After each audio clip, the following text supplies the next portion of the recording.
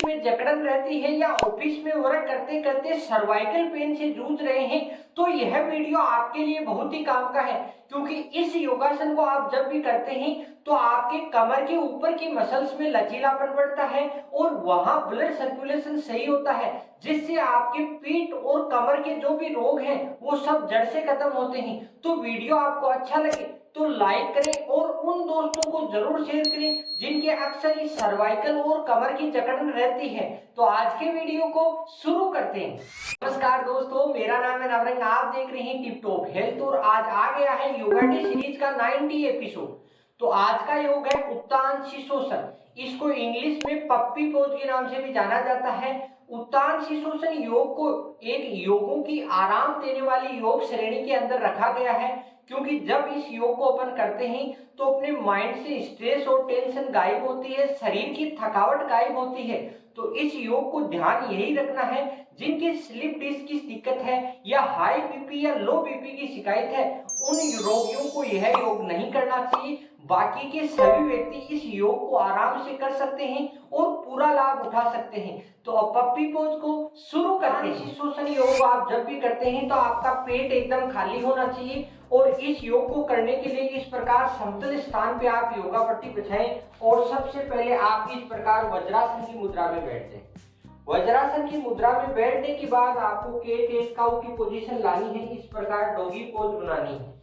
Doggy pose बनाने में अपने दोनों पैर के पंजों में आपको लगभग आधा फीट का स्पेस करना है, दोनों घुटनों में लगभग आधा फीट का, और अपने शरीर के अनुसार अपने दोनों हाथों में इस प्रकार इस मुद्रा में अपने को इस पोर्शन को सिर्फ 90 डिग्री पे रखना है, यानी कमर को न आपको आगे करना है इस प्रकार, न ही आपको पीछे करना है। यह आपका एकदम फिक्स होना चाहिए बटक्स वाला एरिया, जिससे अपनी यहाँ की जो पीठ की और आपके जो भी बटक्स की मसल्स है वो एकदम मजबूत होगी और लचीलापन बढ़ेगा, और यहाँ का एकदम जिनका बटक्स की मोटाई अधिक है उनको भी बहुत अच्छा लाभ मिलेगा। तो इस प्रकार यह मुद्रा आपको फिक्स रखनी है और फिर अपने आप दोनों हाथों को इस प्रकार आगे लेते हुए इस प्रकार आगे की तरफ करना है, और इस प्रकार आप जितना आगे कर सकते हैं उतना आगे करें और फिर अपने हाथों को इस प्रकार फ्री करें और माथे को अपनी योगा पट्टी पे लगाएं।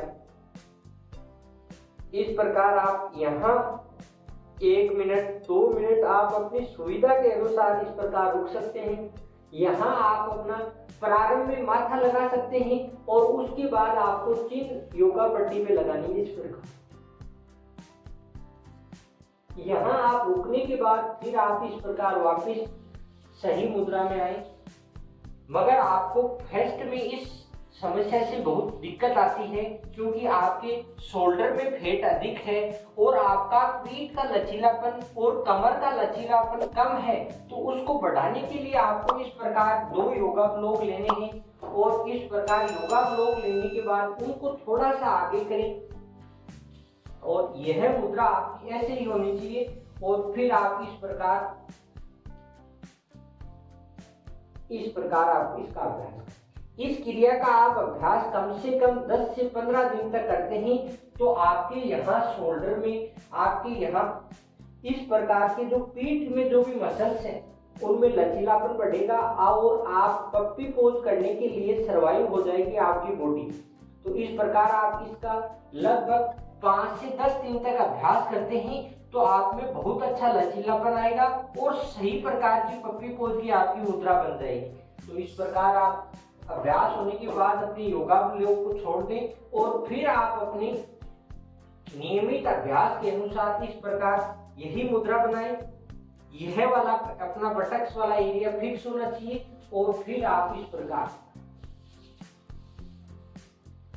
इस मुद्रा में आप प्रारंभ में 1 मिनट से स्टार्ट करके आप 5 मिनट तक आप इसका अभ्यास करते हैं तो आपके बहुत से अच्छे और बहुत जो पीठ की जो जकड़न रहती है या ऑफिस में वर्क करते करते आपकी गर्दन में पेन हो जाता है, उनमें आपको बहुत अच्छा लाभ मिलेगा। प्रारंभ में आपको थोड़ी बहुत यहाँ शोल्डर में पेन हो सकता है, बाद में किसी भी प्रकार का पेन नहीं होगा क्योंकि यहाँ की मसल्स मजबूत हो जाएगी। तो अगर लाभ की बात करें तो इस योग को अपन जब भी करते हैं तो अपने शरीर की सभी मसल्स में लचीलापन बढ़ता है और शरीर में ब्लड सर्कुलेशन का लेवल सही होता है। इस योग का रेगुलर आप अभ्यास करते हैं तो आपकी पीठ, कमर, कुल्ले और गर्दन की सभी मांसपेशियों में लचीलापन बढ़ता है और वहां की जो भी समस्याएं हैं वो सब खत्म होती है। अगर आपके शरीर में थकावट अधिक आती है तो यह योग आपके लिए बहुत ही काम का है, क्योंकि इसका नियमित आप अभ्यास करते हैं तो आपकी थकावट तो गायब होती है, साथ में आपकी स्ट्रेस और टेंशन भी कम होती है।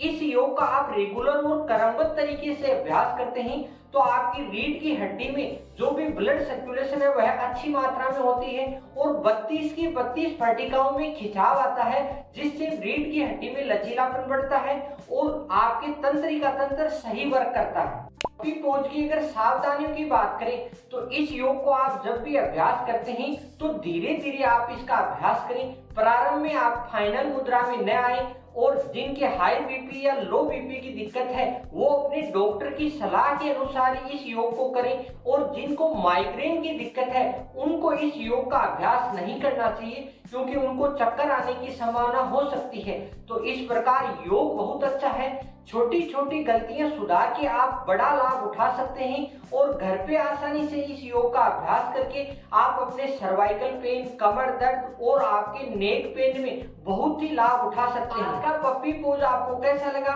वीडियो अच्छा लगा तो लाइक करें, और किसी भी प्रकार की आपकी समस्या है तो आप कमेंट करके बता सकते हैं। तो फिर मिलते हैं नेक्स्ट अच्छे से योगा के साथ। तब तक हंसते रहिए, मुस्कुराते रहिए, टिप टॉप हेल्थ से जुड़े रहिए। जय हिंद, वंदे मातरम। इस प्रकार के योग और हेल्थी टिप्स के लिए टिप टॉप हेल्थ को सब्सक्राइब करें।